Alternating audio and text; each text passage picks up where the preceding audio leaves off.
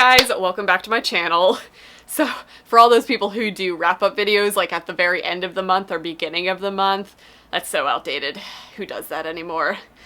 Everybody but me. I'm just really bad at filming wrap-ups because I generally am reading up until the very last day of the month, so like I don't want to cut off my wrap-up too early by filming it too early, so then I procrastinate and I don't film it until like a week and a half into the next month, and it's a thing, okay? So you're here to listen to me talk about the books that I read in the month of June. Fortunately for you guys, I'm not going to need to split this up into 5,000 different parts because a lot of the books that I read in the month of June I read for readathons, which I vlogged, so you can hear detailed thoughts on all of those books in those vlogs. Thinking ahead. So this video, I think I only have like 11 books to talk about that were not featured in any of those vlogs. So for all of those other books, I will leave the vlogs linked down below for you guys to check out. The very beginning of June started with Smutathon, and I read 6 books for that. So if you guys want to hear my thoughts on Bully by Penelope Douglas, The Unhoneymooners by Christina Lauren, Because You Are Mine by Claire Contreras, The Air He Breathes, Sweet Filthy Boy by Christina Lauren, and, oh god, what was the last one? Rescued Hearts by, oh gosh, I already forget. Something Beers. I remember the word beer being in her name. All of those books I will talk about in the Smutathon. Then I did Romanceathon, which I'm going to talk about in this video because I did not vlog that one because your girl needed a break of vlogging. And then I went right into Summerathon, which I vlogged. In Summerathon, I only got through 4 books that I talked about in great detail in that vlog. So if you want to hear my thoughts on Someone Else's Summer, With the Fire on High, Summer of Salt, and The Sky Between You and Me, go check that vlog out. So that's 10 books that I'm knocking out of this video. It's gonna be great and nice and short. That's a lie. I talk way too much. Let's get into Romanceathon books first because I think I read 6 books for that I did not vlog or talk about. So let's get into those books. And then I have, I think, 4 arcs that I want to talk about. That's the order I'm going to go in. I'm not doing this in a specific order as far as like chronological or rankings like I normally do with my wrap-ups because I just kind of read in like clusters. So let's do all of the romance books that I read for Romanceathon first. The first book that I read for that was Lucky in Love by Casey West. I gave this maybe 3 stars. Like it might drop down to 2 stars, but I feel bad because I feel like I've just aged out of Casey West. Like, her books are always syrupy sweet, adorably precious YA contemporary romances. And if that's what you're looking for, she is your go-to author. She pumps out like 2 or 3 YA romances like that every single year, and they're all kind of the same type of like formula, and they're always really cute. But I personally just can't relate to like first love stories anymore, high school love stories, and they just feel young to me, like they feel like a younger YA book. So for that reason, I gave it like 3 stars. I didn't think it was great. It had good messages, but it just felt very juvenile to me. It was about a girl who won the lottery and her story following that and her like falling in love with a guy at the zoo. Like it had makings of things that I should like because she worked at a zoo, and I was like, ding, that's a thing. That's a buzzword for me on my checklist. So it had good things, but it just read very simply, very formulaic, and very young. So I'm giving it like 2.5 to 3 stars. It was cute. The end. Next, I got to A Princess in Theory by Alyssa Cole. This is the first book in the Reluctant Royals series that I've just been hearing amazing things about, and I really want to work my way through the series. This was super cute. It was a little long, or like it drug on a little bit at certain parts for me, but this was basically a really cute diverse romance that had the royalty trope in it, which is a thing that's fun. Like, I like reading things like that, and it follows like the missing princess trope. So those are my thoughts. I'm giving it 3 stars, maybe 4. I liked it, but I read it at the beginning of June, and to be honest, I don't remember a lot of it at this point, so I feel like that should make it a 3-star book to me, maybe? I don't know. We'll see. 3 to 4-ish. We're going in that range. I also finally got to Red, White, and Royal Blue by Casey McQuiston. I purposely was saving this for Romanceathon because it fit like all of the challenges. I'm not telling you what any of the challenges are because I don't remember them off the top of my head anymore because I don't have my list anymore. But this met like the pink cover, the man on the cover, and LGBT romance. Like it met all of the challenges. So this was like destined to be read during this readathon. This was everything that everybody says that it is. It was such a 5-star read. It made me hopeful, it made me laugh, it made me cry. It was everything that I wanted in this book and more. Like, it was just so needed in 2019 in the environment that America is in right now. And it was just so good. And I'm gonna read everything that she writes at this point. Like, she set her standards real high, debuting with this masterpiece, but I have a feeling she's just gonna progress as a writer and write more amazingly adorable queer romances, and I am so excited to see where she goes next. Next, I finally got to Hookshot by Kennedy Ryan. This is the third and final book in the Hoop series, and it was great. Like, as always with Kennedy Ryan books, it was great. I think this one, okay, as far as the 3 books in that series go, I think this is my second favorite one.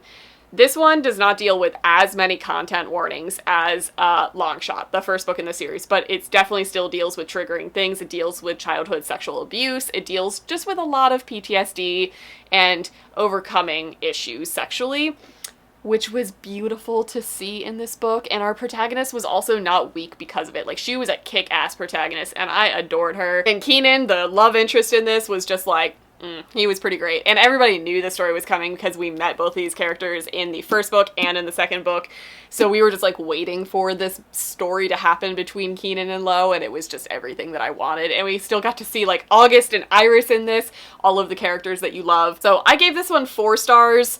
It's probably going to end up being a 5-star book because I have a hard time giving Kennedy Ryan books anything less than 5 stars. I adored it. It was so good. Next, I picked up Center of Gravity by K.K. Allen. I've been wanting to read K.K. Allen for a very long time, and this was just the first book that I got into, and it was so my type of story. It basically follows a girl who is a hip-hop dancer, or just kind of like all types of dancers. She is mostly focused on like modern hip-hop, and she ends up getting this really amazing exclusive gig, and her choreographer slash like trainer slash coach person she works for is the love interest, and she's idolized him for a very long time. Basically, this story, I even talked to KK Allen. Like, I messaged her to ask if I was right about this. If you guys, this is a very niche thing on YouTube. If you guys have ever watched any of the videos that are filmed at Millennium Dance Complex, basically all of the really big modern choreographers right now that are out in LA teach at the Millennium Dance Complex. This was based on that. And I totally knew it because there are so many things in it that just seemed really relevant to the dancers and to the dances that I see at that complex. And I messaged KK Allen and I was like, so did you draw inspiration from that? And she's like, oh yeah, I've been a fangirl of that place for years. So I was just like, yes, I know, like, I'm picturing the exact like studio and everything as I was reading this book. So if you guys have ever watched any videos that are filmed there, it's like the red walls. You guys will probably know what I'm talking about if you've ever watched it. So that is kind of what this came from, and I just adored it. I gave it 4 stars. I loved the whole thing. It was so good. It was a really good romance also, like aside from like the dance complex part. It was actually a really good plot, really good romance. I was a fan. I gave it 4 stars. Oh my god, and the last book that I read as part of that readathon was Fix Her Up by Tessa Bailey. If you guys have been seeing this book go around, oh my god, I jumped on the bandwagon so fast. So Tessa Bailey is an author that I plan on getting into this year because she's signing at a Polycon next year. So she was like on my list of authors to start binging through. And I saw everybody reading Fix Her Up because it just released. And it has the new romance cover. Like, it has like an illustrated cover that looks cutesy. This book is not cutesy. The first third of this book was cutesy. It was like Christina Lauren, like funny, quirky, cute romance. Then we hit a certain turning point in this book, and oh my god, I clutched my pearls for the whole rest of this book. Like, it got so steamy, so fast. Like, the dirty talk in this book, oh my god, do not let this cover deceive you. This book is dirty, and I loved every second of it. Oh my god, I'm a huge Tessa Bailey fangirl now, and I'm working my way through all of her books. If you guys are into some real steamy books, check out Tessa Bailey because she knows how to write a sex scene, let me tell you.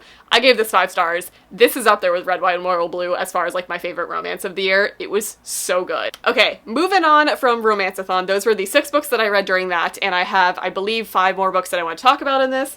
I have one more that technically like could have applied to that readathon, but I did not read it during it. But while I'm on the subject of really fun, sexy time books, I want to talk about Super Fun Sexy Times. This is an arc of a graphic novel that I received at ALA. This is written by Meredith McLaren, and this is exactly what it looks like. This is basically a very, very short graphic novel that includes 5 stories in it. They were very short stories. They were only a couple pages each.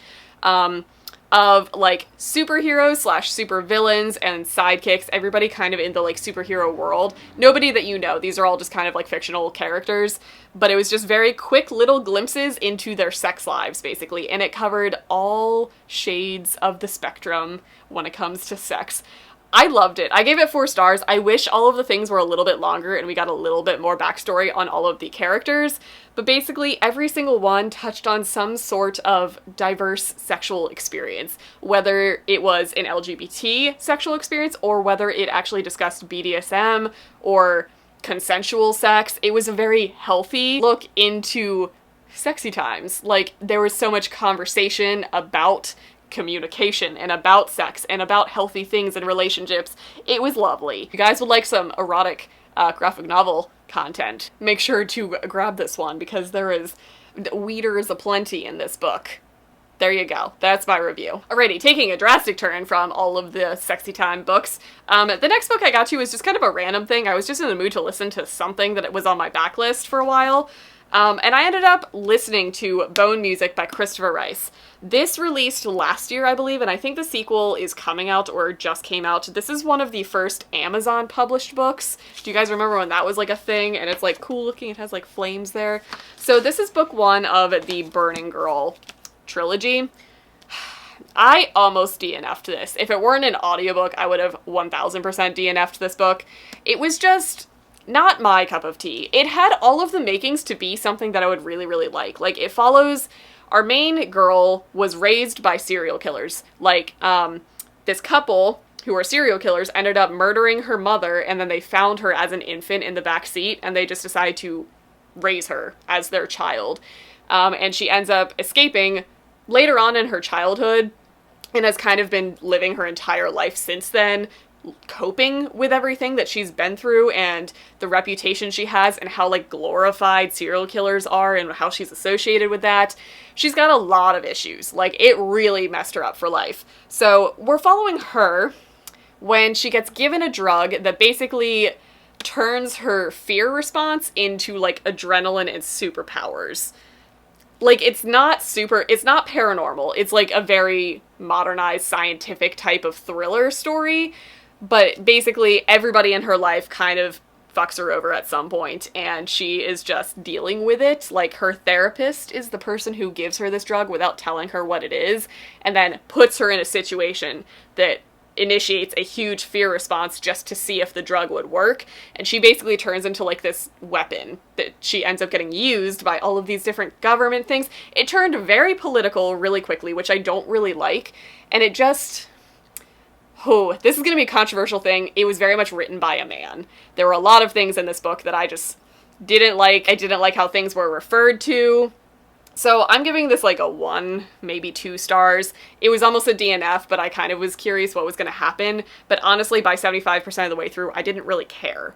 So it had the makings to be something that would be really cool. And it had really good action scenes in it. Like, the end scene was worth it. Like, it was a really satisfying ending, but again, it's a beginning of a thriller series, so it's going to continue on, and I will not be continuing on with it, but it was an experience, to say the least, so I'm giving this like a 1.5 to maybe 2 stars. Next book that I got to, I prioritized this to finish before July happened, because this is an arc that came out on July 2nd. So this book is already out by the time you guys are seeing this video. That book is We Walked the Sky by Lisa Feidler. Oh my god, this book is one of my favorite books of the year. It's a very underhyped book, and I don't think a lot of people are going to appreciate it. I 1000% appreciate it. This basically is a multi-generational circus story, and I was like, sign me the hell up.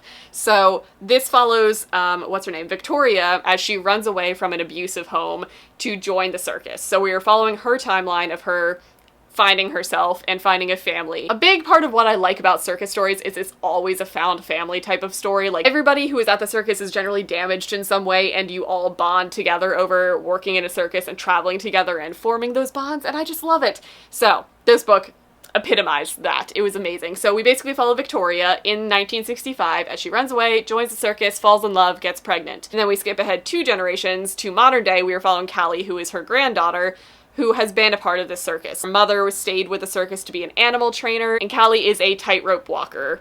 and she took after her grandmother in that, and they are basically leaving because all of the animals are starting to be taken out of circus acts and being put into sanctuaries and rehab places, and her mother is going with her animals, which means she is taking her daughter with her. So they're leaving the circus, and Kelly is not dealing too well with it. So it had all of the things to make me love a book. I 5-starred this. I loved it so much. Will it be everybody's cup of tea? Probably not. I just loved it. It was one of those books. Have you ever sat down and picked up a book and it is exactly the type of story that you want to be reading right at that moment?